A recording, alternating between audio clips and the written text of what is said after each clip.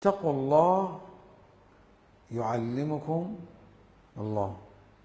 عجيب، من شرائط المعرفة يقول التقوى، بس هذا من باب الأمر، أيضا هذا من باب الإرشاد، يعني في مولوية وفي إرشاد أيضا. لما؟ لأنه يقول تريد معرفة بشكل أكثر، مارس التقوى، والذين جاهدوا فينا لنهدينهم. المجاهدة النفس والرياضة أحد شرائط، ليس كل، أحد شرائط التعلم، أحد وليس كل.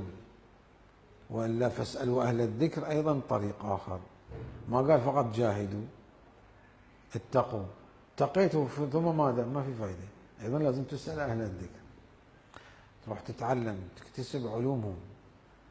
أما أنه يخادعونك مثلا اتجاه فكري، يقول لك بس ارتاض رياضات روحية خلاص تحصل العلم، هذه مخادعة، خدعة.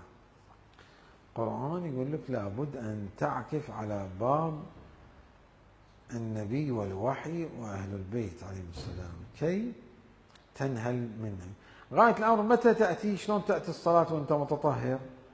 ائتي للتعلم وتكسب العلوم منهم في حالة تقوى، جهاد مع النفس، طهارة، تكون مؤهل. وشرائط أخرى بينها القرآن والوحي الكريم.